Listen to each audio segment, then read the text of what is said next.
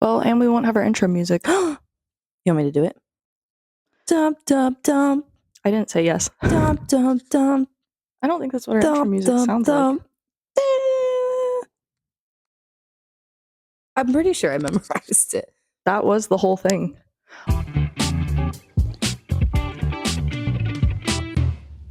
Guys, welcome back to the Love Heals podcast. Your behind the scenes look into what it takes to start a nonprofit from the ground up and all the details in between. I will be out of town the majority of next week. So by the time you're hearing this, I'll be dead. I'm just kidding. I'll just be out of town. So we're recording early, which means I was out of my rhythm and I forgot to bring the SD card that holds all of the audio and the stuff. So today we're using our little lav mics, our little travel mics. We've had 2 episodes back to back with guest stars, I guess you can call them. We had a guest star run. We had Anthony Train Johnson in one of our episode last week, which was awesome. Great conversation with him. He's a great friend and someone we've been getting to work with a lot. So he's actually one of our co-workers now. And we have some stuff in the works. But it's a secret. It's a secret, and we're going to talk about it soon. And I bought these pants so that we can talk about it. That's how you know it's monumentous. With no context, that's actually hilarious. You bought pants so we could talk about something in the future. Well, yeah. So what does that mean? Do people not do that? I don't. They buy pants just so they can have the ability to talk about something. Mm-hmm. Yeah, I think that's going to catch on. That's what I was thinking. You're the first of many. Thank you. To buy pants in order to Mark talk about this something. Word. I see you painted your nails this morning. Yeah, so I was in the car and I was like, they look so bad. They don't. I only put one coat on. Okay. They don't look the same. No finger looks the same, which is amazing that you could paint all of them the same and none of them look the same. Yeah, it's like a new thing called I was in my car and I had to go into Tammy Brown's class in the School of Business over at Liberty. Yeah. Because she shot me a text at 10 o'clock last night and was like, hey, I ran into Emily and she said about this event you guys are having. And so you should come. Maybe it wasn't yesterday. Maybe it was Tuesday and I'm blurring everything together and we didn't make the graphic till last night. Maybe that's what happened. Maybe. Regardless, it all happened very quickly that I was all of a sudden making a presentation at Liberty in the School of Business to their big classroom. But this hand was done with stickers that I was helped with by Sarah because I can't do them by myself. I'm a huge fan. Shout out nail stickers because nail stickers. Yeah, so I borrowed the ones that she didn't want to use, so some of them don't fit. So some of them specifically doesn't look so good. But then I fell asleep. So then I had to paint this one this morning because all morning I had one hand with the stickers on and one hand with none. So I took the nail polish with me and then I had to go into the class at 10 and it was 9:53 and I was just throwing it on so quick and then I ran in. Let me get a closer look. That pinky nail looks like something out of a horror movie. That is not ideal. Archer the Clown. Archer the Clown. Isn't that his theme music? I don't even know who that is. Archer. I don't know Clown.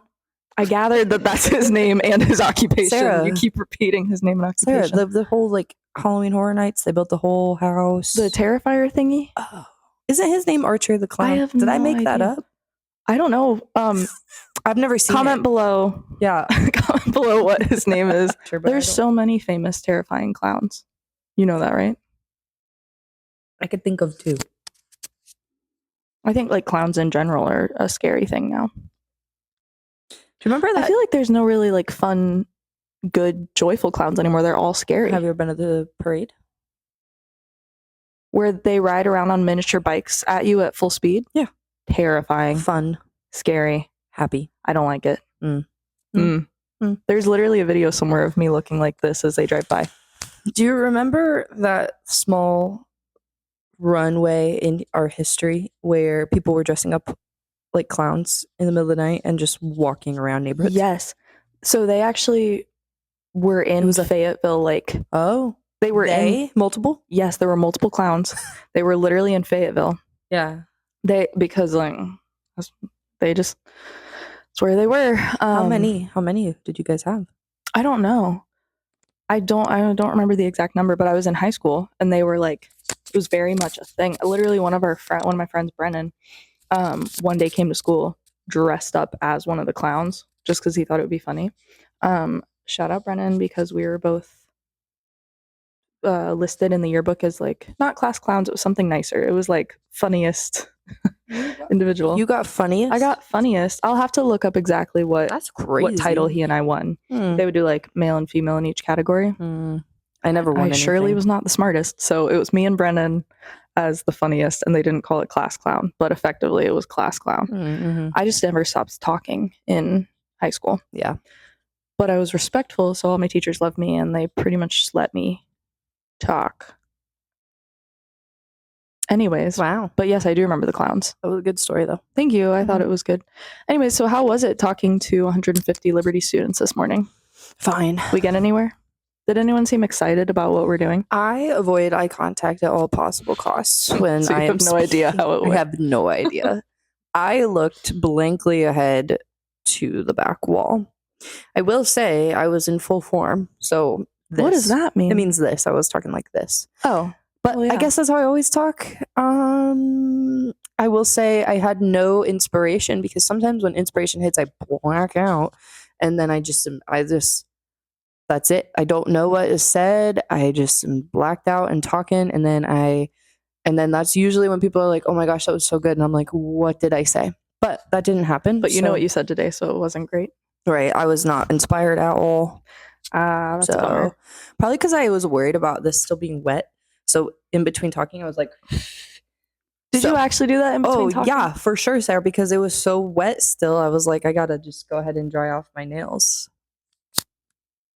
Anyways, What did you do this morning? Well, I was gonna say, and then our other guest star, all the way back to when we said Train was our guest star, was we just had our past roommate Kelly was here for the weekend, and we had her. She stayed in like a little bit longer into Monday, so we could have her on the podcast. And I finished editing that one today and just got it up on Spotify and YouTube. I think it's pretty funny. I did have to cut out a lot of it, and then the very first good chunk where we were just wheeze laughing for a really long time, and then Kelly kept yelling LaRonda pointing off stage. That was good. It was very funny, but I'm gonna make some like blooper kind of reel and put that out later today. Content list, Yeah, so that's because one day people are really gonna care about this. Maybe, who knows? Maybe they won't. Maybe one day someone will make a really cool edit of all the things that we did when we were in this little studio, and then flash forward to us being in a bigger studio. Yeah, a bigger studio, but same building. Yeah. Oh, guess what? I messaged Annie F. Downs to see if she would get on a call with you. Network. She won't answer you. I know. She's who kind of inspired me to like want to live in New York City. I know. Her she did like essay or something, I don't know if that's what you would call it, on her body in New York, and I thought that was really cool. Oh yeah, you talked about that. Really got me, because it was like, oh yeah, I've always loved walking, I've always loved being upright, not hunched over at a computer all day. Sure. And I also like, while I do enjoy a good road trip, I don't enjoy just the process of sitting in a car. So her essay about that was really, really cool, and inspired me to be like, yeah, maybe New York is the move, because your body is literally physically having to move. It has to go upstairs. It has to carry things. And she also talked about the proximity of people who live in the city versus being trapped in your little car, isolated. You're actually on the streets or on the subway, like around people physically. I thought that was really cool. I liked her perspective. Yeah. Well, I also just find that, and I've talked with Iris about this, but there's just such a different. Who's Iris? Why do you say it like that? You should tell the people who Iris is. Iris is one of my friends from high school that I still keep in touch with. She's a therapist now. Very smart lady. She lives in North Carolina. I miss her dearly. So we were talking. I saw her over Christmas, and again, I always go back to the northern versus southerner thing. And she's had a couple clients who are like from up north, and they talk about how it was so much easier. One guy in particular was telling her how it was so much easier to find community when he lived up north, and then he moved down south. And he's been struggling to find friends and struggling to find any kind of actual community. Again, in my experience, further you get down south, there's just like less sidewalks. Where I'm from in North Carolina, we have some sidewalks, but they're not really built for transportation. They're built, I feel like, just because they're in front of a neighborhood or something. So I just feel like depending on where you go, obviously cities are set up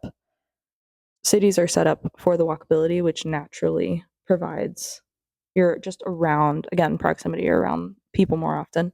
And then I feel like, could be making this up again, I haven't gone very far south. You haven't crunched the numbers? Well, like, I've been in Florida and it's really hot. Everyone's taking a car. No one's walking around. When I lived in Florida, I would say it's probably not it's not like friendly to pedestrians. No. wouldn't say. Yeah. So I think that just like it just really affects, especially growing up, and it affects how you view other people. 'Cause sometimes I still get irritated when people in this town try to talk to me when I'm out and about. I'm walking around. They're like, "Hi." I'm like, "No, thank you. No, thank you." That's just because you're an introvert. Nah, maybe. Yeah. Someone like literally intruded on your like introvert bubble.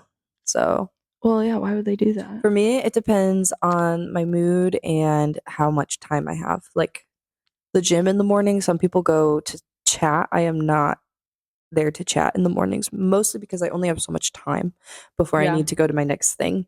I think if I had more time, but when I go to yoga at night, I tend to stay around and hang out with people because I don't have anything else to rush off to. So same thing, Yeah. grocery stores. Just depends on what time crunch I'm on. Okay, so But I'm an extrovert. that's true, you are.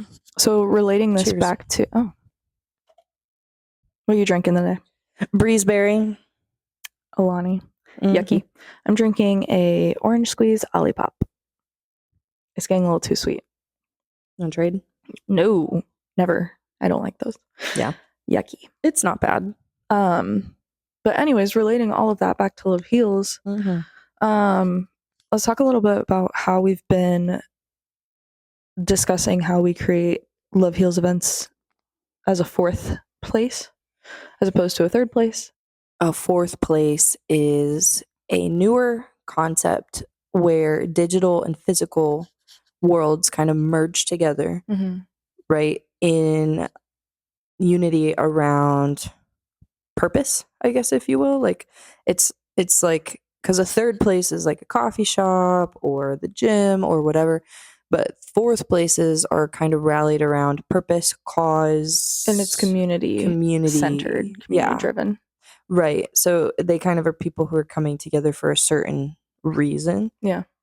And it is merged between the digital and physical world. So I think that's pretty cool. So yeah, we determined based on what our good old friend, is his name James? I'm forgetting. The guy from LinkedIn. I met a guy from LinkedIn named James who lives in Texas, and he had a good conversation with me and then with me and Sarah, and kind of was like, yeah, you guys are creating a fourth place, and we didn't know what that was, so we looked into it. But anyway, Love Heals is creating a fourth place, I suppose, through our events. We just need to like hone in more on how that crosses between digital and physical, I think, is our next challenge, because neither of us really care about the digital world as much. No. Maybe you do more than I do. I'd say you're a little bit better at it than I am. I see the value in it, but I definitely struggle to like just, I don't know, I don't even take my camera out a lot of the times. Like I'm pretty much there. Like Yeah. if I'm in the room, that's where I am, and I'm not like thinking, oh, I should capture a photo for later. Like so anyway, that's going to be a challenge for me. But yeah, our events are essentially creating fourth places, which is really cool. It feels like a responsibility to ensure that we are building something people can carry on or like own. So yeah, I don't know if I'm more I think by the nature of my job I'm more in the digital world, but it is not my preferred place, I guess. I do really like, I think, a space of creativity that I enjoy is photography and that kind of stuff. But yeah, I think we're on a pendulum swing because obviously everything used to be in person, and then we got to a point where social media and like the internet was so easily accessible that everyone was pretty much only on social networks. And then now everyone's history repeats itself, so now everyone wants to be back in like in person, but now no one has the skills to do so, and it's crazy. Ta-da. Yeah, we Yeah. really create like these horrible cycles for ourselves. I think that for every online community that you build, you have a kind of a responsibility to allow that to translate, either not into like real life connection, just something that goes beyond digital, because we need that physical community as well. Yeah. So Well, yeah. even you think about all like anyone at this stage, and it's slightly a newer thing, but any podcaster or podcasting platform that's doing really well is touring now, like doing physical tours, like the Basement Yard and Jay Shetty and the Call Her Daddy Girl and Annie F. Downs, and like anyone who's doing a really successful podcast is touring because people want to go to something in person and see people in person. It's just different. Yeah, so that's kind of cool, actually. What was the second question you asked again? I don't know if I think that was an all-encompassing. Oh, I was just talking about like how kind of the Love Heals problem that we've been talking about. Is that what like you the said? actual? Well, I said like how we want to help people re-identify in that space, like reclaim identity. Yeah, I mean, for context, we had like a 6 or 7, like it was probably 6 hours, maybe 7. I don't remember. It was like a long day. So yeah, we whiteboarded for half the day at the Alliance, and basically we're kind of trying to determine what the problem is that Love Heals solves. And people tend to think we solve. I mean, I tend to think we solve the problem of like people are sick and they don't have money. And I've always known, and I've kind of always said it in conversation, like money's the fruit, but it's not the main branch. Like it's not the main root of what we do. But it's so hard to communicate something as like nuanced as what does someone's identity mean. So without it so quickly becoming like how does someone get referred to you? Oh, do you want to reclaim your identity through telling your story? Like that's really hard to I don't know, quantify or qualify. It's hard to put in a box that someone could check. It's hard to make On it a form. available easily to Yeah. the outside world who doesn't know what we do. So but what is easy for them to understand is, oh, they help people share their story and get support financially. It's easy to call us GoFundMe in person. It's easy to call us benefit concerts, like because we are all those things. Yeah, and some of the obviously our updates post show are this is how much we raised for that person and this is what it's going to pay off. Yeah, which is still a really good update. It is 100%. And honestly, like I think some of that language is coming together. Okay, so back to the whiteboarding session. We kind of determined that Love Heals, our problem that we're solving is that a diagnosis steals someone's identity. And that should not be the case. Like, so that's the problem. Our solution is using our shows and using our events like Coffee for Caregivers to create spaces, and even this podcast, to create spaces where we just kind of are able to share and reclaim some of those things. Like for the podcast, it's just to look behind the scenes of like, here's really what it looks like. Sometimes we know what we're doing, sometimes we don't.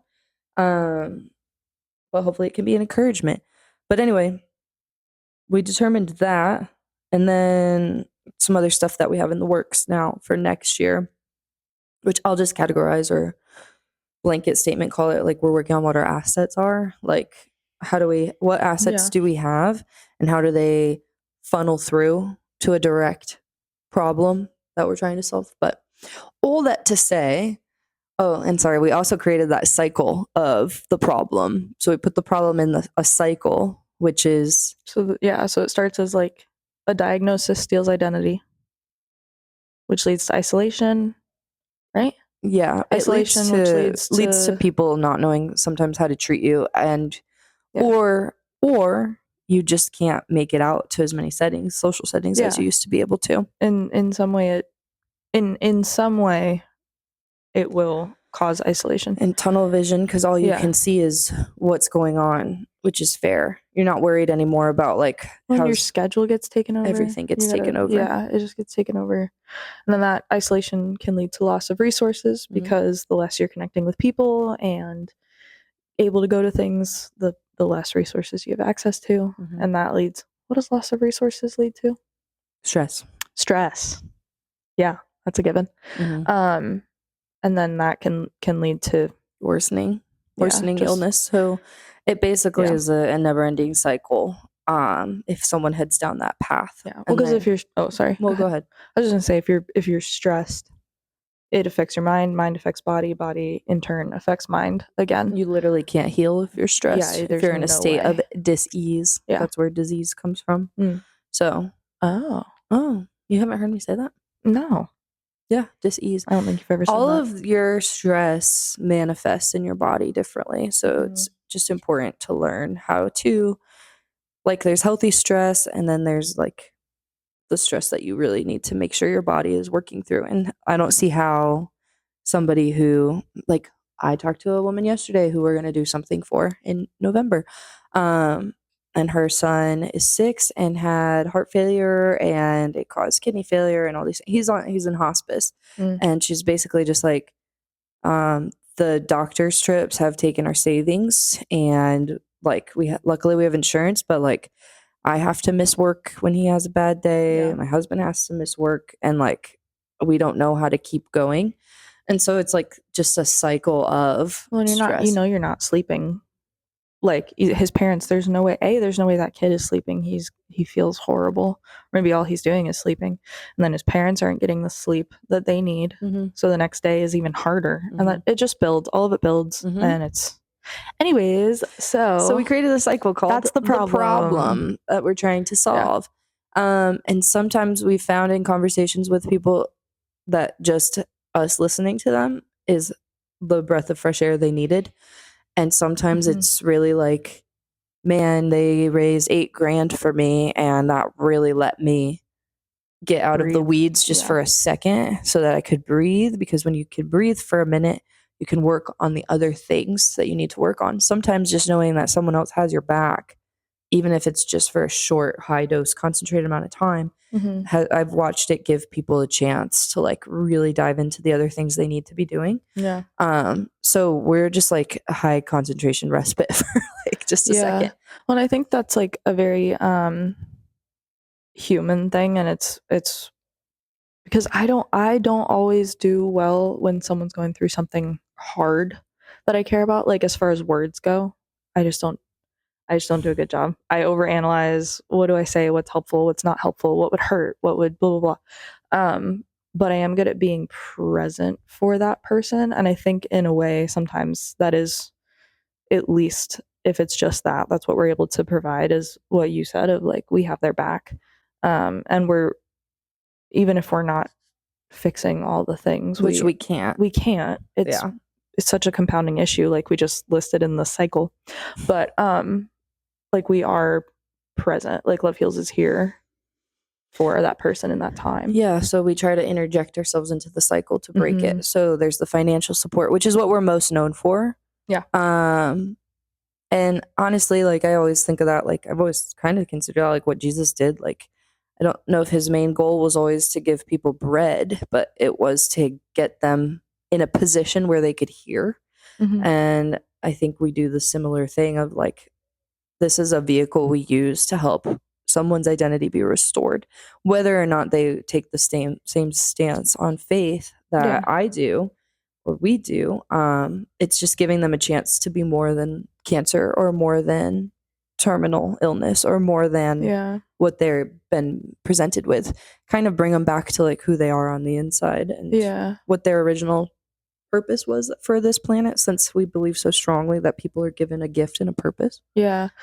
Oh, another thing we're looking at exploring is like seeing if we can get a fund sponsor for all of our shows, because we want to do like childlike things at our events now. Like that's become very high priority to me.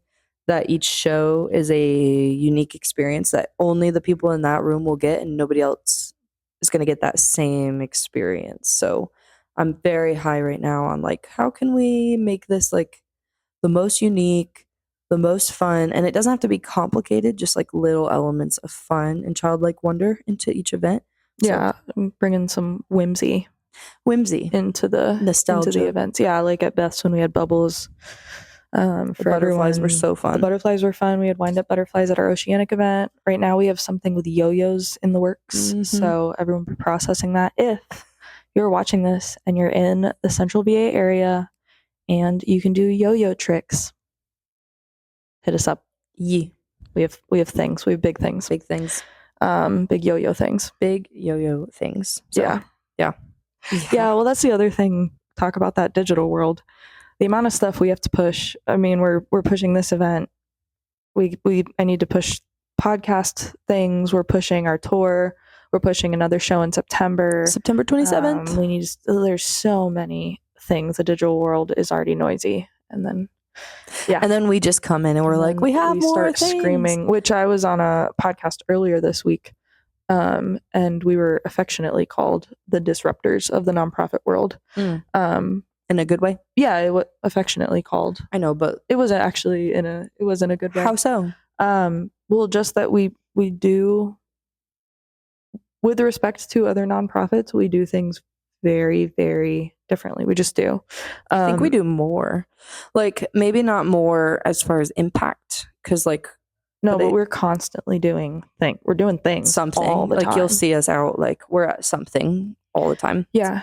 No, Yeah. she was talking about how we just do things so differently and loudly.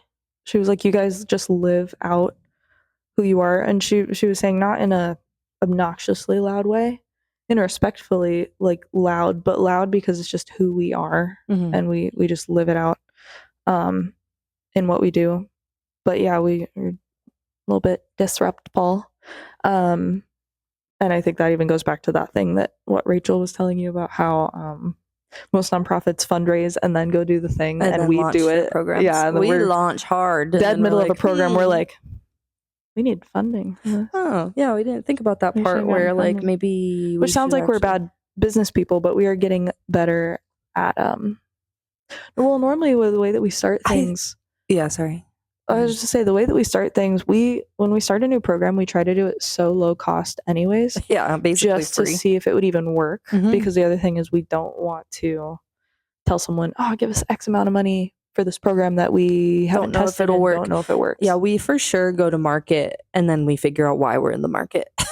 So, but like we've been meeting with some people who are actually business owners and like they respect the game. So from a business perspective, like it really is just doing stuff and trialing it and seeing if it works. And we don't ask people for funding unless we really know that it's going to work. When our focus is split between fundraising and then sponsorships, because we fundraise for our storytellers, you can't do it all well. And both of us would prefer to spend more time championing others and having calls like I did yesterday for about an hour where I'm just listening to people, hearing what they need, finding the resources and sending it to them while also we plan all these other things. Like that's where our time needs to be spent. So, well, when you want to talk about proof of concept, we've been grinding for, I mean, at this stage, we're close to 4 years, over like 3.5 years. So this is where we're like, wait a second, we need funding. Well, we've known we needed funding. We know what we're doing works, and we know we're able to do something different, and we're able to disrupt in a way that I think is needed in a nonprofit space, in an entrepreneurial space, in the entertainment field. And like we have so many things. The entertainment industry needs so much love. There's like, so many things that we really could. I think that's also something that where she and I, we start going off on like rabbit trails, is there's so many avenues and spaces where we could disrupt and do something different. So it was harnessing how to do it well. And I think we're headed in a really good direction. So yeah. Okay, our operating budget though is laughable. are probably, I don't know how many nonprofits are in the area, but let me say like 200. Let me do a while you're talking, I'm gonna do a quick I internet search. guarantee you, besides the ones that start are like the ones that kind of people just start and like run like out of their homes or whatever, which is essentially what Love Heals was prior to 2023, was just like a hobby kind Yeah. of thing. So aside from those ones, I'd say we're at the like absolute bottom of the barrel when it comes to an annual operating budget.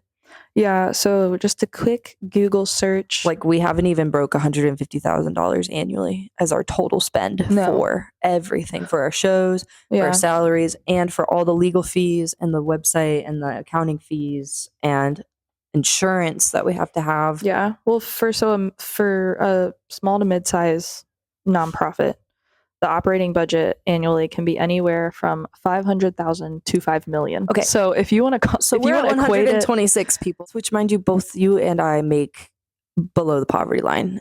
Pennies. It's called being good stewards with your resources, that like we're able to still do what we do and live how we live. Like I bought these new pants. I know you're very excited about the pants. Neither I like of the us, pants. I feel like, are very like big on materialism. Like we both, I don't know. I like little things, but we're not big spenders. I just get little things from Amazon. Yeah, neither of us try to like we don't need to live beyond our means. That doesn't mean we shouldn't probably be making a little bit more, but like at least Sarah definitely should be making a little bit more. But like, and we will. Or I'll quit. I'm kidding. I'm kidding. I know.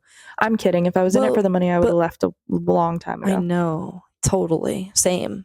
Like, yeah. And we were kind of talking about that the other day. We're not even really in it for the people anymore because we can't practically have a genuine relationship with all of these people that we support because there's so many of them. But we're kind of in it because of the like it's just like a really fun challenge that also allows for a lot of autonomy and a lot of creativity while also doing a lot of good. So doesn't mean we don't care about the people we're supporting, but on a human level, you only have so much capacity for certain types of empathy. So I think in a healthy way, we're actually in it for like a lot of the right reasons. Yeah. Like it's very healthy. Well, like some people just in general, you don't connect with everyone that you talk to or hang out with or meet. And there have been some storytellers that Courtney resonates with more than I do, and some that I resonate with more than she does. And I think we both went through like the up and down of should I care more or differently about this person, or why is Courtney I've had the thought like, why is Courtney more bought into this story than I am? Like, is there something like, am I not caring enough? But so one, I think that's just like you don't connect with everyone, and no, it's not bad that I didn't resonate with that one as hardcore as you did, or vice versa. But then I think we're literally in it because we see what it could be and how different it could be and how cool it could be, and how fun it will be for other people to be able to have these tools that we've built to like help their loved ones. The people who have come to multiple events or join us in the I see what it can be. It's really cool. We really are almost creating this other little community as we go of like Rob Wheeler and Todd and like people who see where it can go and they're like, this is Mickey. So cool. Mickey, Sheikah, like there's people who really are starting to see it the way that we see it. I don't know. It's just neat. Yeah, we are in it for our people and the storytellers, but I think we're also in it for what we can build. Which is cool. And I think that's actually really healthy because we have to maintain a certain level of separation from all the things to be able to keep moving forward. So I think we're in a really good spot. I will say on that note, though, a lot of interesting conversations as of late, just about like who we're letting into the circle of Love Heals and like what we're doing, because it's kind of becoming a little more apparent or a little more obvious, I guess, who has good intentions and who doesn't, or at least maybe we're getting better at seeing them. We is a strong word.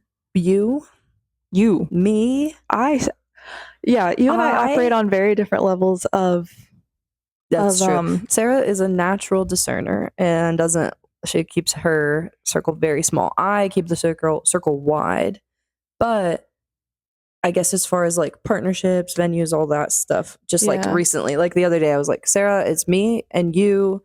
And then I listed a couple other names that I'm just not going to name at the moment, but it was me, you, and 2 other names. I'm like, this is like those this is people like have good intentions, because what comes along with, oh, we see what this can turn into is and a what we can build, lot of are other people who see what it can turn into and what it can build. Yeah.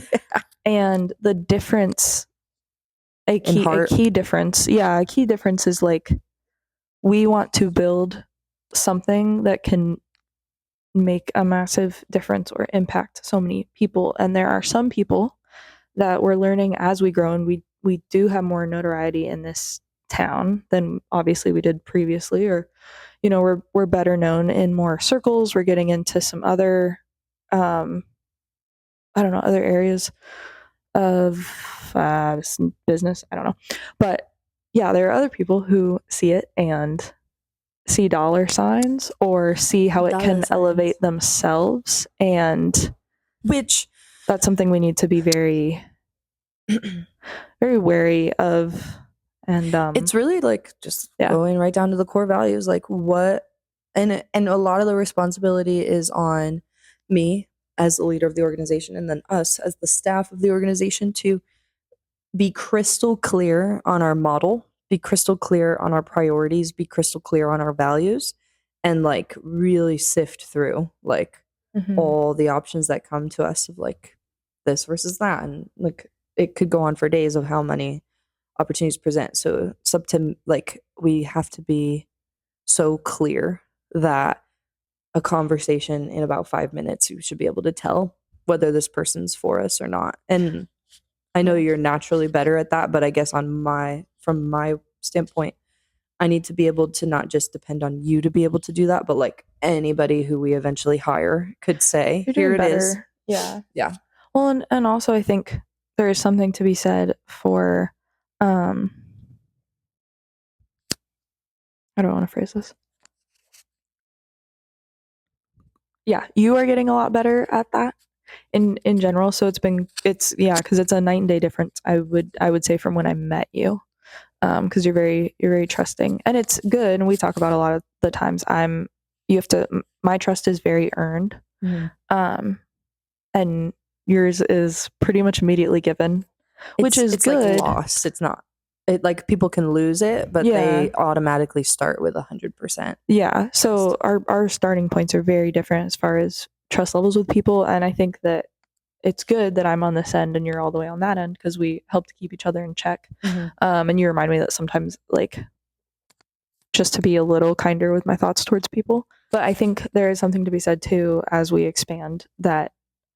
Someone said this recently, it was Mickey, being as wise as serpents and gentle as doves. But just because someone says it in a nice way or was nice at some point, that does not mean that all of a sudden when they start showing their true colors, that like, well, they were nice here, well, they were nice here, well, they said it nicely. Like it's gonna take more like defining and sharpening that discernment and kind of wisdom, because people will show you who they are. They can say all they want, but they will show you who they are. So, and at the end of the day, though, it's business. Like if you're boiling it all down, nonprofit, for profit, whatever. I've been on this kick lately. Like the Western Church is a business. It operates like a business. Like, so we're all businesses. But anyway, we're a faith-based nonprofit, which is a business within a certain tax bracket or tax code.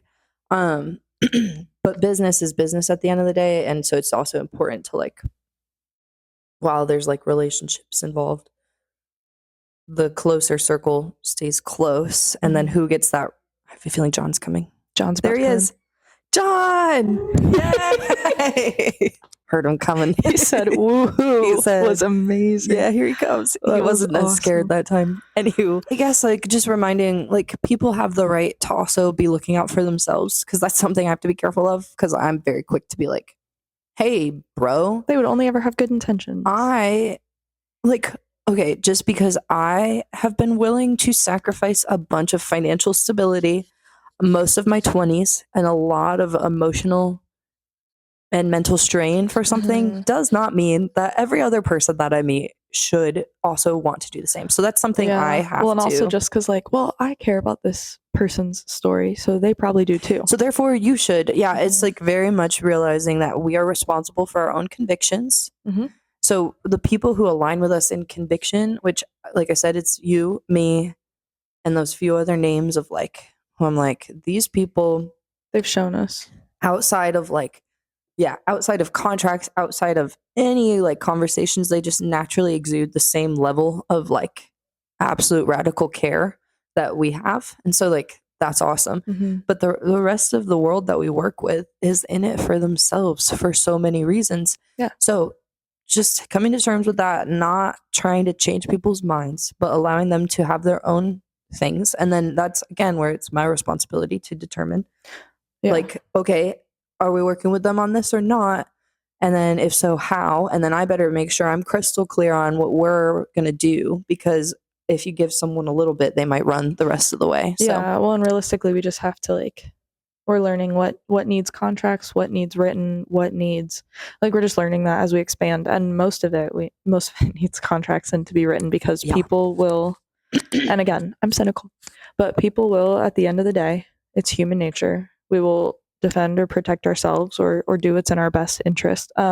Which for you and I is like protecting our own interests Right. is love heals. So like we wouldn't ask for 50K if we weren't going to protect what we've built and what it's going into. So it's just learning. Yeah. And it's also learning like how we're effective and how we move through the world.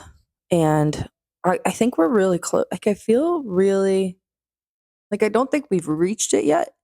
And maybe we never will, but I feel closer to, again, identifying those assets and how they operate through the world, how they navigate, how they move, like what they need, what they don't need. And I think of like how we've really learned, like we've learned some easy lessons, we've learned some painful, hard lessons, we've learned some expensive lessons, like where we were like, that wasn't worth it. But you don't know unless you try it. And then if it would only for me be a waste if we didn't learn from it. So I would say we've learned from literally every decision we've made. We assess, and I feel like we finally are spitting out that like in 2026, and we'll still be learning, but like I feel like we're finally starting to see how we can navigate all these things the most cost effective and impactful that we possibly can. Like I think we are starting to see that, and like what a Love Heals tour really should look like in the future. Like working with venues versus working with artists versus working with storytellers versus we have all these like layers to it, and I think we're starting to see our path forward, and I am grateful that we are. And so now we just pray God provides for the rest of this year, and he will.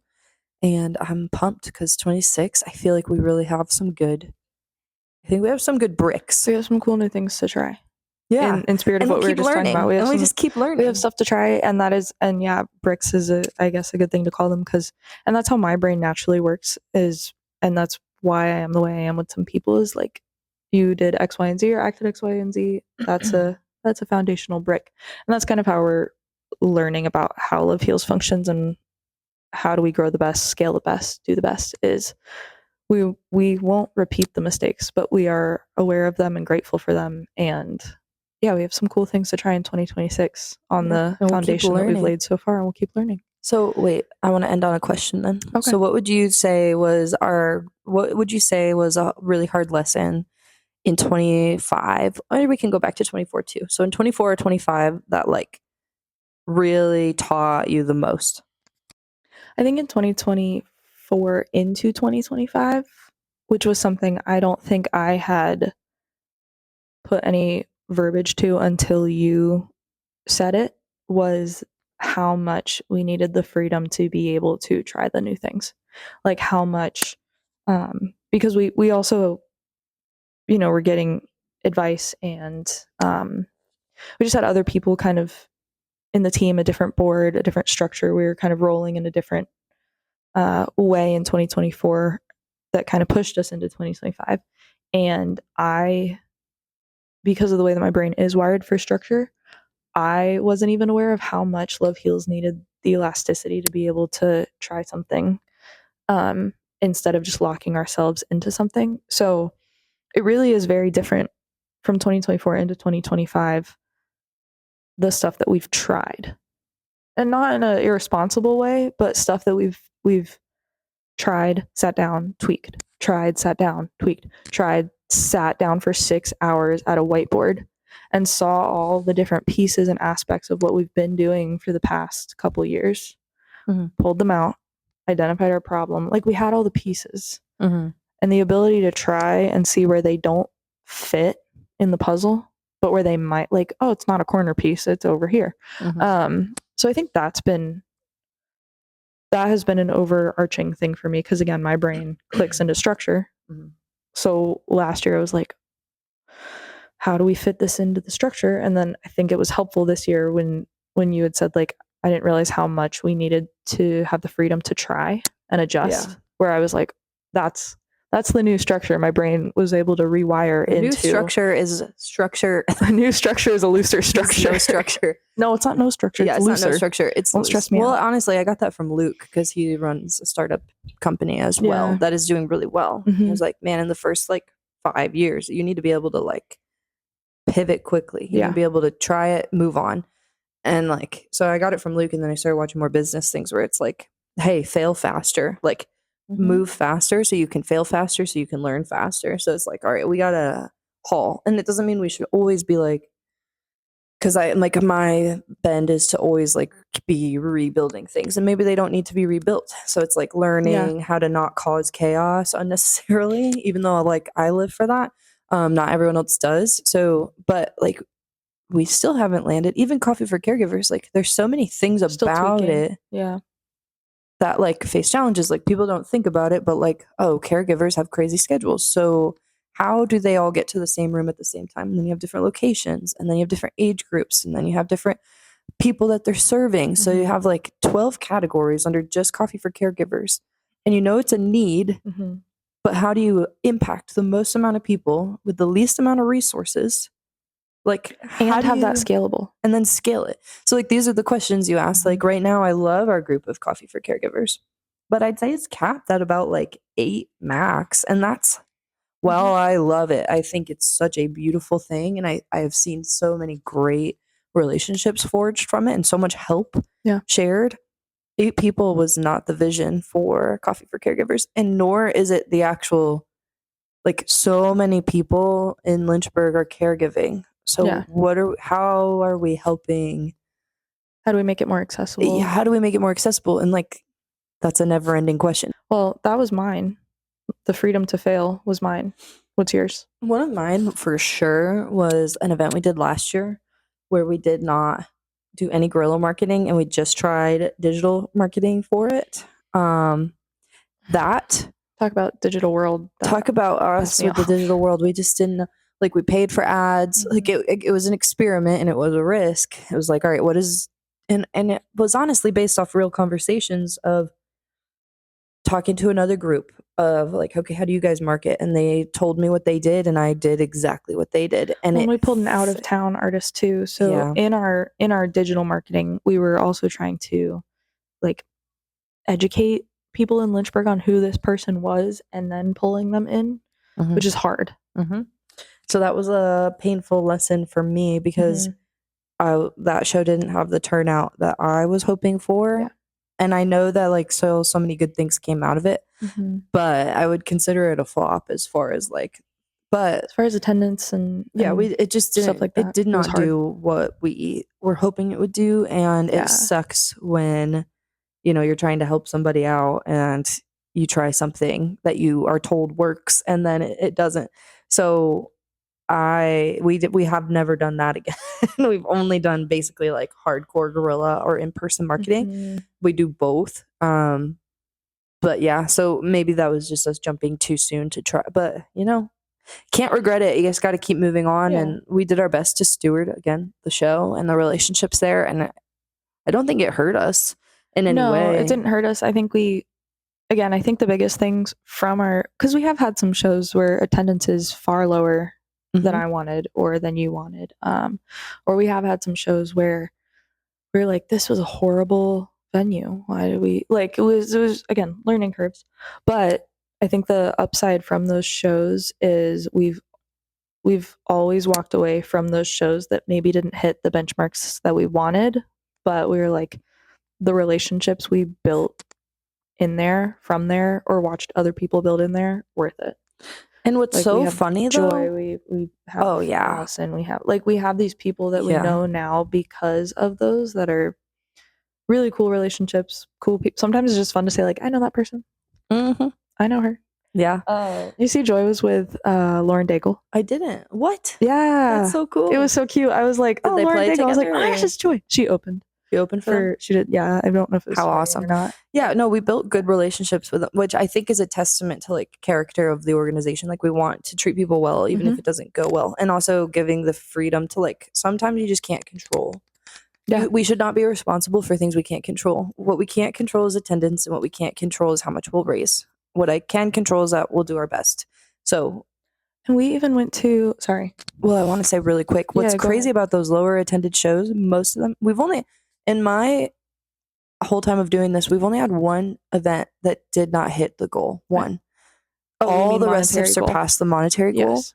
And what's weird is all of our shows that have been the most attended raise the least amount. So Mhm. it's just like there's so much you can't control.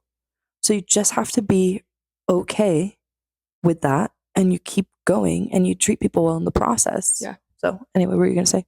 Oh, I was going to say, she and I even went to a concert recently for what I would consider B-list Big artists. They're bigger. You think they're not A? I guess not A. It would be B. B plus. B plus. B plus. Some bigger name artists, and I was offended personally for the artists at the turnout. Granted, it was a weird venue in the middle of was hot. nowhere. It was 90 something degrees outside, and that town that we're in truly only has that venue, a truck stop, and Six Flags. So It was outside of that's the Richmond. only, yeah. Anyways, but not to pat ourselves on the back, but I was like, okay.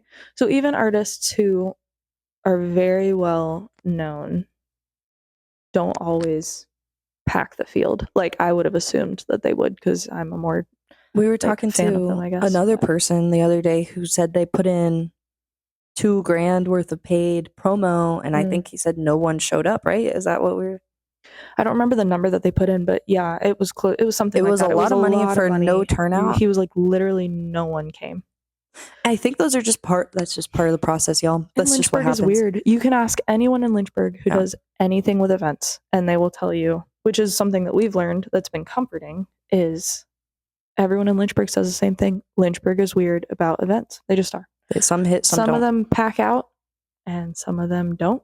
Anyways, guys, thank you for tuning into this a little bit more unconventional than our past couple episodes With where we lobs. got super professional in our past couple episodes. But yeah, go ahead and bring that guy back in. Perfect. Courtney, would you like Nothing to to see here. sing us out our theme song? Go ahead, hit it. Dun dun dun dun dun. Why is it got to be the song dun, from dun, Elf? Dun dun dun dun dun dun dun dun dun dun. Everybody. Dun dun dun dun dun. Okay, Dun, bye. dun, dun, dun, dun.